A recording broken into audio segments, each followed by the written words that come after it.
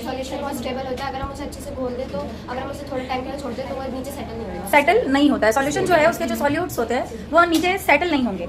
तो एक बार properties of solution फिर से देख लेते हैं। Solution is a homogeneous mixture. सबसे इंपॉर्टेंट है कि सॉल्यूशन क्या है, होमोजेनस मिक्सचर है, मतलब इसमें सॉल्यूट और सॉल्वेंट इस तरीके से घुले हुए हैं कि आप सेपरेट नहीं कर सकते, हाई फिजिकल मेथड।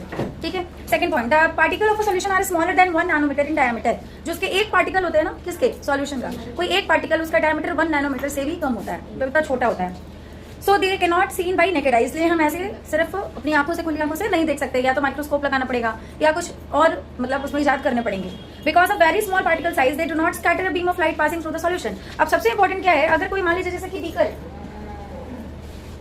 अभी सुरभि उतर गई है, इधर भाग के जा, रेड रोज के पास ही होगी, फिर अंतर ध्यान होगी। जैसे कि मान लीजिए ये आपका है बीकर और यहाँ से ना बीम ऑफ लाइट को छोड़ा जा रहा है, ठीक है, यहाँ से लाइट दिया जा रहा है और इसके अंदर क्या है, सॉल्यूशन है। तो सॉल्यूशन क्या है, इस तरीके से घुल चुके हैं सॉल्यूट और सॉल्वेंट कि इसमें एक भी कण घूमता हुआ नहीं दिख रहा, बिल्कुल सेटल हो चुका है, मिल गया, मतलब एक एक चीनी की जो पार्टिकल्स हैं एक एक पानी के पार्टिकल के साथ सेटल हो चुके हैं। ठीक है। तो अगर कोई चीज बेटा यहाँ पर घूमता हुआ आपको दिखता है, जैसे मान लो मधुमक्खियां दिख जाती है, जैसे मान लो कि इस पानी में मक्खी गिरी हुई है और आपको यहाँ से मक्खी दिख जाती, तो क्या कैसे दिखता है, कोई चीज आपको कैसे दिखता है, जैसे मुझे वो घड़ी कैसे दिख रही है, जो लाइट है वो उसके ऊपर पड़ रही है, ठीक है, और वहां से लाइट ट्रैवल होकर मेरे आंखों तक पड़ रही है, तब मुझे वो घड़ी दिख रही है, समझ गए। अब जैसे इसके पीछे क्या रखा हुआ है मुझे नहीं दिख रहा, क्यों नहीं दिख रहा, लाइट पड़ रही है, ऐसी बात नहीं है, लाइट वहां पड़ रही है, लो लगता है ना लाइट नहीं पड़ रही है, पड़ गई लाइट पड़ गई, इसके पीछे लाइट होगी ना, क्योंकि वो रिफ्लेक्ट होकर मेरी आंखों तक पहुंच ही नहीं रही है, तो दिखाई कैसे देगा, है ना।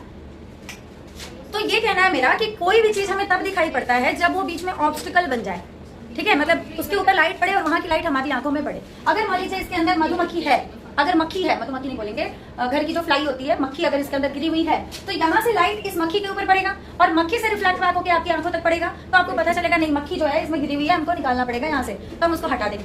तो जब कुछ दिखेगा ही नहीं वहां, तो आप निकालिएगा किसको, है ना। तो बीम ऑफ लाइट जब हम सॉल्यूशन के ऊपर छोड़ते हैं तो वो कुछ भी स्कैटर नहीं करता है, जैसे लाइट आया वैसे लाइट आगे की तरफ चला गया। क्यों चला गया, क्योंकि इसके अंदर कोई पार्टिकल ही नहीं है जो उसको डाइवर्ट कर सके इधर उधर, जैसे आया था वैसे चला गया। एयर, जैसे वहां लाइट है वैसे यहाँ लाइट है, दोनों एयर ही है, मीडियम सेम है ना, और दोनों के पास जो पार्टिकल्स है वो सेम है, इसलिए जैसे आया वैसे आगे बढ़ गया।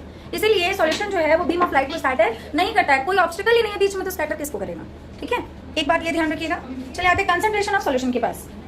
In activity 2.2, we observed that group A and B obtained different shade of solutions. So we understand that in a solution, the relative proportion of the solute and solvent cannot be varied. किसी solution में